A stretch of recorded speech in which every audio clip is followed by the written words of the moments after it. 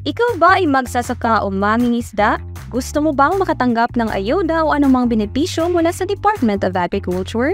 Sinihikayat ng Department of Agriculture ang bawat magsasaka at mangingisda na magparehistro sa RSBSA. Ano nga ba ang RSBSA? Ang RSBSA o Register System for Basic Sectors in Agriculture ay opisyal na talaan ng pamahalaan upang mabigyan ng pagkakakilanlan ang mga tunay na magsasaka at mangingisdang Pilipino. Paano magparehistro? Step 1. Ihanda ang mga kaukulang dokumento gaya ng orihinal na kopya ng titulo ng lupa o anumang katibayan ng pagmamay-ari ng lupa. Orihinal na government ID at latest 2x2 ID picture. Step 2. Pumunta sa inyong City o Municipal Agriculture Office na nakakasakop sa inyong sakahan. Kumuha at sagutan ng RSBSA Enrollment Form. Step 3. Pagkatapos sagutan, papirmahan ang form sa inyong barangay chairman, City o Municipal Agriculturist at City o Municipal Agricultural and Fishery Council Chairman. Step 4. Isumiti sa City o Municipal Agriculture Office ang kumpletong nasagutan na form kasama ang iba pang mga kailangang mga dokumento. At Step 5, kunin ang RSBSA Enrollment Stub na magsisilbing patunay na rehistrado ka na at upang maging kwalipikadong benepisyaryo ng anumang programa ng kagawaran. Para sa karagdagang impormasyon, makipag-ugnayan lamang sa inyong City or Municipal Agriculture Office o sa Department of Agriculture Regional Field Office 12.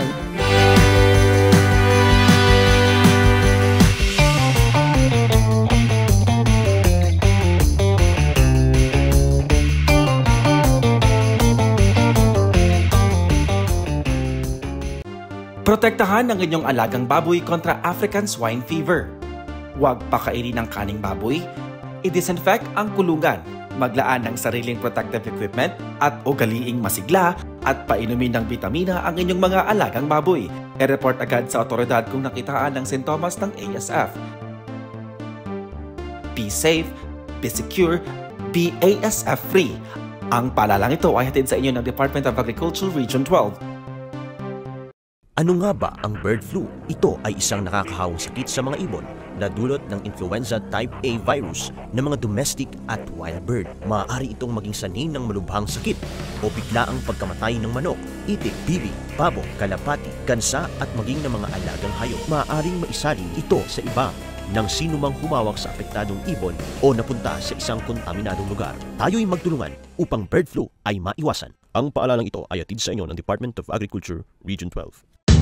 Panoorin, pakilahok at maging motivated. Mga ka-agri, handa na ba kayong muling matuto? Tutok sa mga bagong episodes na siguradong makakatulong para mapahusay ang produksyon ng patatas. School on the Air. SOA on White Potato Production. Or SOA on White Potato Production. Dito lang sa Agri Tayo Soc-Sargent.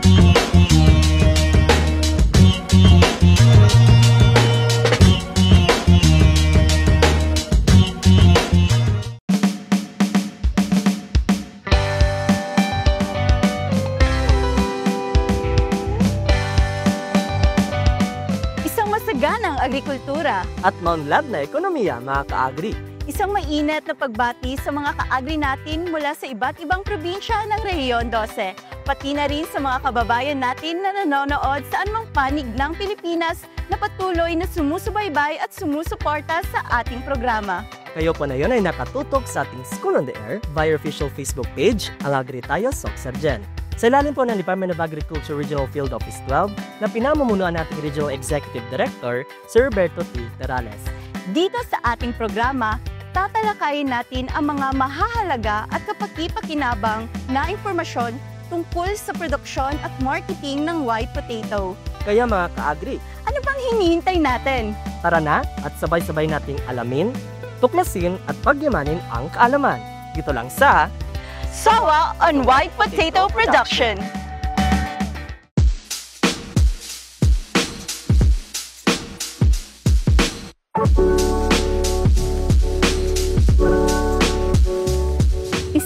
Napakagandang umaga sa inyong lahat mga ka-agri at welcome sa kauna-unahang episode ng ating School on the Air on White Potato Production.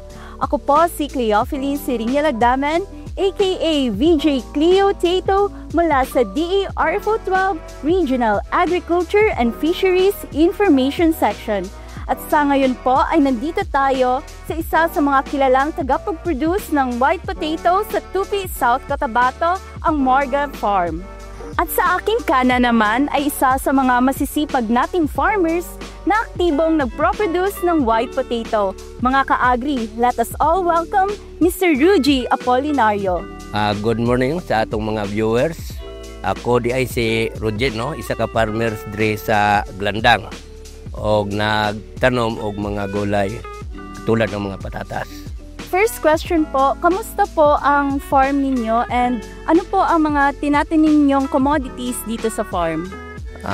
Ang ginaano namo diri sa farm, hindi lang nga patatas, no? Almost mga gulay, repolyo, cauliflower, broccoli, Chinese cabbage, lettuce, gatanon pud mi. Paano po nakatulong ang pagtatanim nyo ng patatas sa inyong pamumuhay at ano po ang mga struggles nyo, sir, na nadaanan sa pagtatanim ng gulay?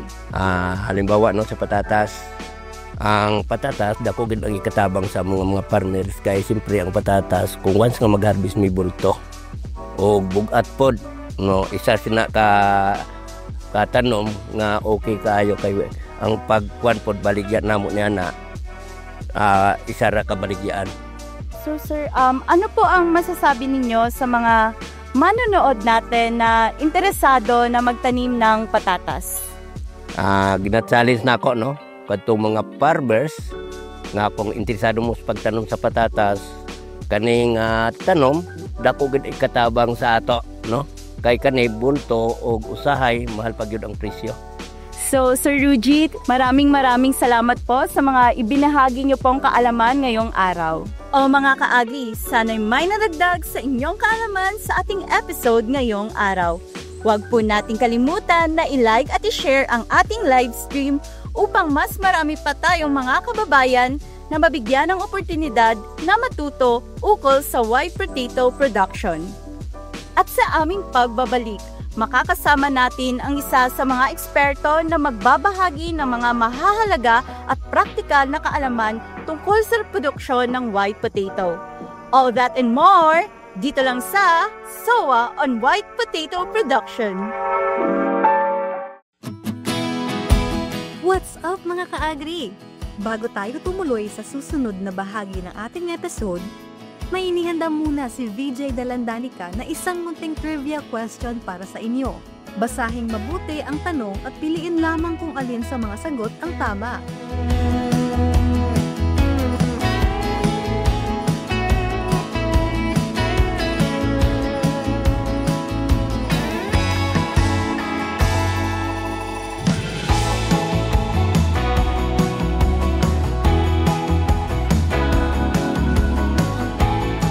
Nakuha niyo ba?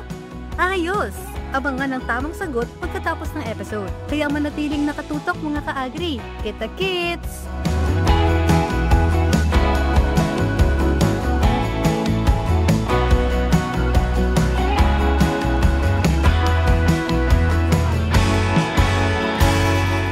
Inaanyayahan ang lahat ng magsasaka at mangingisdang may edad na 18 taong gulang pataas na magparehistro sa Register System for Basic Sectors in Agriculture. Kung magpaparehistro ay ihanda lamang ang mga sumusunod. Ang RSBSA ay daan upang maipamahagi ng gobyerno ang tulong direkta sa mga identified farmers at fisher folks. Good news dahil pwede nyo ring iparehistro ang inyong asawa at mga anak na tumutulong sa pagsasaka at pangingisda. Para sa dagdag na kalaman, tumungo lamang sa pinakamalapit na tanggapan ng Municipal Agriculture Office. Ano ba ang bird flu? Ito ay nakakahawang sakit ng mga ibon na dulot ng avian influenza type A virus. Dapat ba itong ikabahala? Oo, dahil maaring ikamatay ito ng inyong mga alagang manok, itik, ibon at iba pang hayop. Paano ito maiiwasan? Palagiang mag-disinfect, paggamit ng personal protective equipment at i-report agad ang kahina-hinalang pagkamatay ng mga alagang ibon sa otoridad. Tayo'y magtulungan upang bird flu ay maiwasan. Ang paalalang ito ay atin sa inyo ng Department of Agriculture Region 12.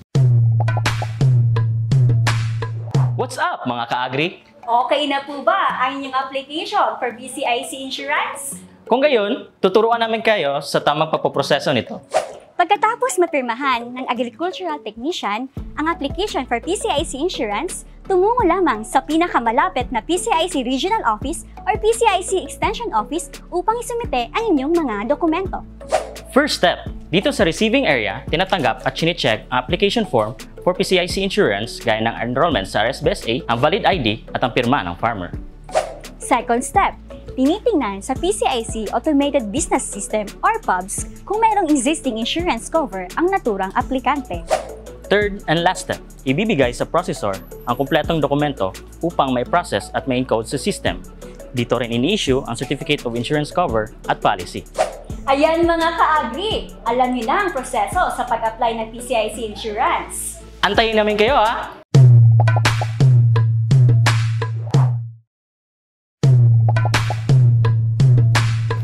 What's up mga ka-agri?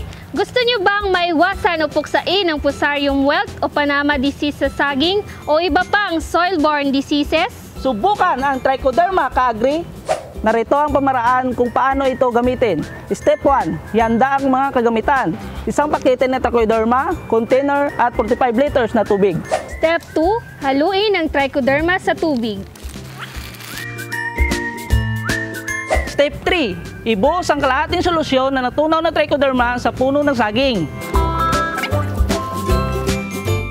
Step 4, lagyan ng tuyong dahon ng paligid ng tanim. Nagsisilbi itong pagkain para sa Trichoderma at nagpepreserba ng moisture sa lupa. Step 5, ibuhos ang tirang solusyon ng Trichoderma sa puno ng saging. Paalala ka-agri, pwedeng gamitin ang Trichoderma sa lahat ng pananim.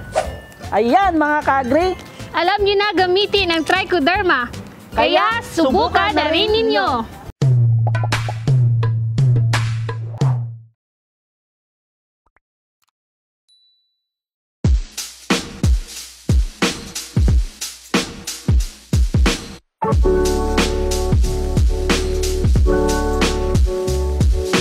Magandang araw mga ka-agri! Kayo po ay nakatutok ngayon sa School on the Air on White Potato Production. Ako po si Joey Crizi Ricinto, isang agriculturisto ng Department of Agriculture, Tupi Research and Experiment Station. At ngayon po, sa unang episode ay tatalakayin natin ang white potato production. Ang potato po or ang Solanum tuberosum o yung locally known po natin na patatas ay pinapatubo sa about 130 countries worldwide, including na po itong Pilipinas, dito sa Pilipinas. Traditionally po, yung patatas ay tinatanim sa mga matataas na lugar o yung mga highlands. Ang inirekomendang taas po ng ating pagpatanim ng white potato is nasa 1,200 meters as above sea level. Ito po yung pinaka nire-rekomenda na level po ng lupa natin. Kasi yung lupa po dyan sa matataas na lugar is malabig po. Yun po yung isang kailangan po ng patatas. Ang patatas po ay pwede na pong ma-harvest or nagmamature po within 70 to 120 days. Simula sa pagtanim po natin ng seed tuber to harvesting. So, yung harvesting po, nakadepende po kung anong variety ng potato po yung itatanim po natin or ng patatas. Yung pinaka-major producers po ng patatas dito sa atin sa Pilipinas ay yung Cordillera Administrative Region o yung CAR with 75% na production, yung Davao ang sunod, 14% na production, at saka yung Northern Mindanao with 10% na production ng Pilipinas. Yung patatas po natin is main ingredient siya ng maraming mga pagkain natin at saka ng mga salad. So meron tayong mga processing types ng potato, yun yung ginagawang mga chips, fries, mga flour, at ito ay basically fat-free, cholesterol-free, at saka low in calories. Ito rin ay magandang antioxidant.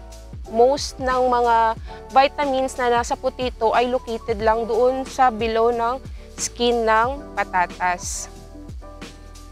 Yung nutritional value naman per 100 grams ng edible portion ng ating table potato ay merong water, merong energy, may protein, carbohydrates, calcium, may iron, thiamine, riboflavin, niacin, and ascorbic acid.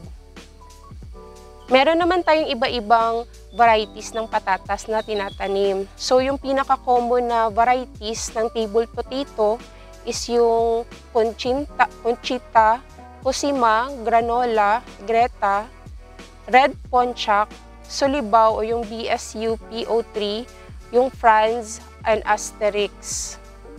Meron din tayong mga best processing varieties. Ito yung Atlantic, Diamant, Fina, Montahosa, Igorota, Kennebec, at saka yung Raja.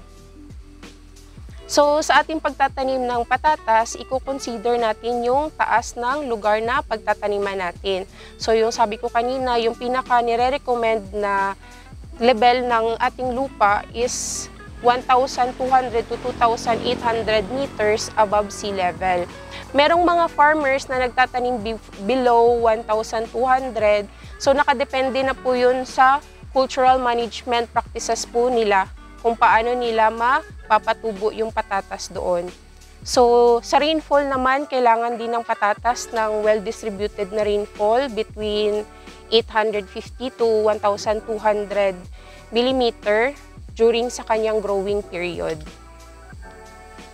Sa temperature, during sa vegetative growth niya, pinakagusto ng potato is yung cool climatic conditions. At saka yung pinaka-optimum na temperature range is nasa 15 to 20 degrees Celsius during vegetative growth. Pero kung tuberization naman, mas gusto niya na mas malamig or nasa 15 degrees Celsius. Sa lupa naman, gusto ng patatas yung mga free draining na fertile na mga medium loam. At saka, since heavy na mga ulan, kung clay yung lupa, nagstastagnan siya at saka nagre-restrict yung tuber growth ng ating patatas. So, mas maganda na sandy loam to clay loam yung lupa natin. So, for soil pH naman, nagre-range sa 5.5 to 7.5 na pH yung pinaka-optimum. So, ito yung potato plant natin. So, makikita natin, meron siyang tubers. Ito yung hina-harvest natin, yung tuber sa baba. Yung mother tuber na tinatawag, ito yung tinanim natin. At saka eventually, tutubo yan siya, mag-stem, magbubulaklak at saka magkakalaman o magkaka-tuber. So, for growth stages ng ating patatas, yung growth stage 1, ito yung sprout development. So, yung sprout niya mag-develop mula doon sa mata ng ating patatas. So, ginagamit niya yung energy niya from the seed tuber para makapalabas ng kanyang sprout. So, sa growth stage 2, ito na yung vegetative growth. Nade-develop na yung leaves niya, yung branches niya, at saka yung kanyang stolon. So, right times ng earthing up o yung pag-healing up, ito na yun siya. And then, growth stage 1 and 2, nagde-take siya roughly about 4 to 10 weeks depende sa environmental conditions natin and also physiological age ng tubers at saka yung variety na tinanim natin. So, yung sa growth stage 3 naman, ito na yung tuber set o yung mag-i-initiate na yung tuber niya. Sa start na mag-form yung ating tubers mula sa stolon tips pero with little enlargement siya. So, may iba-iba siyang size din. And then, flowering is nag-uumpisa na siya pagkatapos nitong stage na to at it will take 2 weeks. So, for growth stage 4, ito na yung tuber bulking. Ito na yung lalaki na yung ating patatas caused by yung pag-accumulate na ng ating tubig, ng nutrients natin, ng nutrients mula sa lupa at saka yung carbohydrates. Ito na yung pinaka-critical na stage for yield and quality. So, itong stage na to ang pinaka-matagal and it can last up to 3 months. So, for growth stage 5, ito na yung maturation na period. So usually, nagde-dehalm tayo para ma-harden yung skin at saka yung stage na to is very important para ma-ensure natin yung good quality ng ating produce. Itong pag-dehalm naman is depende naman sa ating farmers. So, yung practice na nakita namin dito within South Cotabato is hinihintay lang nila na more than mga 80% na malaya yung dahon ng mga tanim. At saka yun na yung time na i-harvest na nila or i-harvest nila yung tuber. Hindi na sila nagde-dehalm. So, medyo hindi ko nakita yung practice ng pagde-dehalm dito for South Cotabato. At dito po nagtatapos ang aking presentasyon tungkol sa white potato production ngayong umaga mga ka-agri. Maraming salamat po sa inyong pakikinig at inaasahan po namin na makasama kayo ulit sa mga susunod na episodes ng School on the Air on White Potato Production. Tuloy-tuloy lang po tayo sa pagtatanim ng kaalaman para sa masaganang ani at masarap na buhay. Kita-kits mga ka-agri!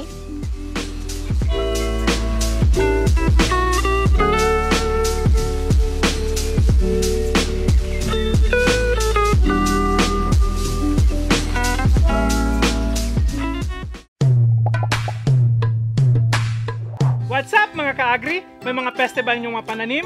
Ngayong araw, tuturuan namin kayo papaano ang tamang pag-apply ng berdeng amag o Metarhizium. Una, ihanda ang mga kailangan kagamitan tulad ng isang pakete ng Metarhizium, 1 litrong tubig, container, knapsack sprayer na may 15 liters na tubig, at isang kurot ng powdered na sabon. Pangalawa, maglagay ng isang kurot na sabon sa 1 litrong tubig. Pangatlo, sa 1 litrong solusyon ng tubig at sabon, ilagay ang isang paketeng Metarhizium. Ika-4, haluin ng maigi at ibuhos ito sa sprayer na may salaan at may 15 litro na tubig. Panghuli, i-spray sa palayan na may peste. Itutok ang pag-spray sa puno ng halaman upang matiyak na matatamaan ang mga peste. Ayan mga ka-agri, alam niyo na paano gamitin ang Metarhizium ha? Huwag mahihiyang humingi sa DE dahil libre itong ipinamimigay ng RCPC. Arat na ka-agri, puksain natin ang mga peste! Yeah! Protektahan ang inyong alagang baboy kontra African swine fever. Huwag pakainin ng kaning baboy, i-disinfect ang kulungan, maglaan ng sariling protective equipment at ugaliing masigla at painumin ng bitamina ang inyong mga alagang baboy. I-report agad sa otoridad kung nakitaan ng sintomas ng ASF. Be safe, be secure, be ASF-free. Ang paalalang ito ay hatid sa inyo ng Department of Agriculture Region 12. Ikaw ba ay magsasaka o mangingisda? Gusto mo bang makatanggap ng ayuda o anumang benepisyo mula sa Department of Agriculture? Sinihikayat ng Department of Agriculture ang bawat magsasaka at mangingisda na magparehistro sa RSBSA. Ang RSBSA o Register System for Basic Sectors in Agriculture ay opisyal na talaan ng pamahalaan upang mamigyan ng pagkakakilanlan ang mga tunay na magsasaka at mangingisdang Pilipino. Para sa karagdagang impormasyon, makipag-ugnayan lamang sa inyong City or Municipal Agriculture Office o sa Department of Agriculture Regional Field Office 12.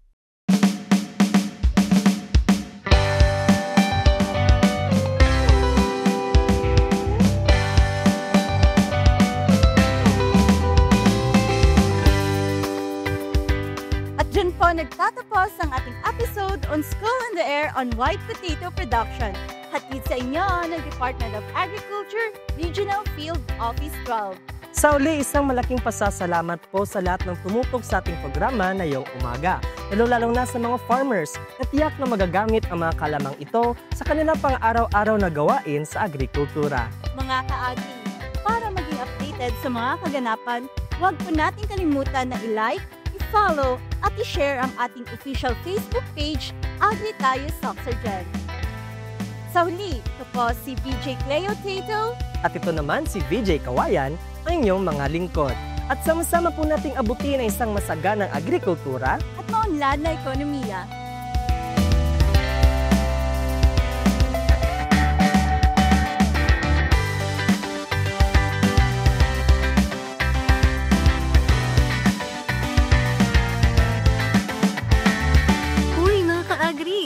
Narito ulit si VJ Dalandanica upang ipakita sa inyong mga screen ang tamang sagot sa ating trivia question. Nakuha niyo ba ang tamang sagot? Ayos! Kaya mga ka-agri, stay tuned for more trivia questions sa mga susunod na episode ng School on the Air on White Potato Production. Bye-bye!